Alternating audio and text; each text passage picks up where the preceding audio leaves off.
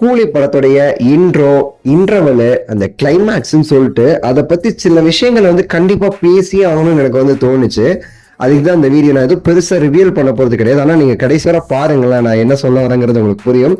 நான் என்ன சொல்ல வரேன்னா, அதை பத்தி நான் பேசணும், ஆனா பார்க்காதவங்களை வந்து டிஸ்டர்ப் பண்ணிடவும் கூடாது. என்ன மாதிரி பண்ணிட்டு இருக்கிறாருங்க அவரு. அதான் எனக்கு வந்து ஆக்சுவலா லாஸ்ட் படம் பாத்தீங்கன்னா வேட்டையன்ல வந்து அந்த படத்தை வந்து பொறுத்த வரைக்கும் சூப்பர் ஸ்டாரோடைய மாசும் இருக்கணும், சேமஸ் படத்துடைய கதைங்கிறது வந்து ஒரு இன்வெஸ்டிகேஷன் த்ரில்லர், அதுக்கேற்ற மாதிரி போகணும், ரொம்ப மாசா போயிடக்கூடாதுன்னு சொல்லிட்டு அந்த டேரக்டர் வந்து ரஜினி சாருக்கு ஒரு இன்ட்ரோ வச்சிருப்பாரு வேட்டையன்ல. சூப்பரான ஒரு இன்ட்ரோ, அவருக்குன்னு ஏற்ற மாதிரி அந்த சாங்கோட வரும்போது ரொம்பவே சரி நல்லா இருந்துச்சு அந்த இன்ட்ரோ. ஆனா ஜெயிலர்ல வந்து நம்ம வந்து இன்ட்ரோங்கிறது பெருசா கிடையாது, உங்களுக்கு தெரியும். ஜெயிலர் இன்ட்ரோங்கிறது அவ்வளோ ஸ்பெஷலா இருக்காது, சாதாரண ஒரு இன்ட்ரோ தான் கொடுத்துருப்பாங்க. லாஸ்ட் ஒரு ரீசன்ட் படங்கள்ல பேட்ட படத்தோட இன்ட்ரோ எனக்கு ரொம்ப ரொம்ப பிடிக்கும், தலைவருடைய என்ட்ரி. அதுக்கப்புறம் வந்து பெருசா என்ன எதுவும் வந்து இம்ப்ரெஸ் பண்ணல. ஆனா இந்த படத்துல லோகேஷ் அவர்கள் வந்து சம்பவம் பண்ணியிருக்கிறாரு. அந்த டைட்டில் கார்டுல இருந்து அந்த இன்ட்ரோல இருந்துன்னு சொல்லிட்டு ஒவ்வொரு இடத்துலையும் சம்பவம் பண்ணியிருக்கிறாருங்க.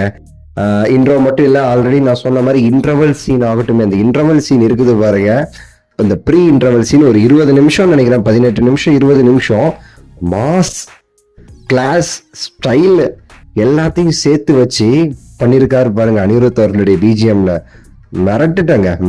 அவ்வளோ சூப்பரா வந்து அவங்க வந்து அதை வந்து இது பண்ணியிருக்கிறாங்க.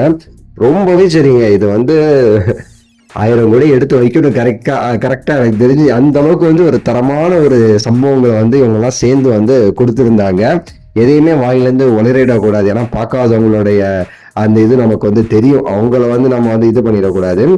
ஆக்சுவலா மெயின் விஷயம் அப்படிங்கிறது இந்த இன்டர்வல் சீன் தான். மிரட்டிட்டாங்க. கிளைமேக்ஸுமே சரிங்க, கிளைமேக்ஸுமே ரொம்பவே சரி தரமா இருந்துச்சு. அதுக்கேற்ற ஒரு கிளைமேக்ஸ். நம்ம தமிழ் சினிமாவுடைய அந்த ஃபர்ஸ்ட் ஹாஃப் நல்லா இருக்கும், செகண்ட் ஹாஃப் ஒரு மாதிரி இருக்கும், கிளைமேக்ஸ் வந்து சொல்லுவாங்க. அதெல்லாம் தாண்டி இந்த படத்துடைய கிளைமேக்ஸ் எப்படி ஜெயிலர்ல வந்து கிளைமேக்ஸ் வந்து ஒரு படத்துக்கே மிகப்பெரிய ஒரு வெயிட்டா அமைஞ்சிச்சு, அதே மாதிரி இந்த கிளைமேக்ஸுங்கிறதுமே சரி ஒரு சூப்பரா வந்து அவங்க வந்து பண்ணியிருந்தாங்க. ரொம்பவே சரி சந்தோஷமா இருந்துச்சு. ஃபிளாஷ்பேக் சீன் ஆகட்டும் எல்லாமே சரிங்க. ஸோ லோகேஷ் அவர்கள் மிரட்டிட்டார் இந்த படத்துல.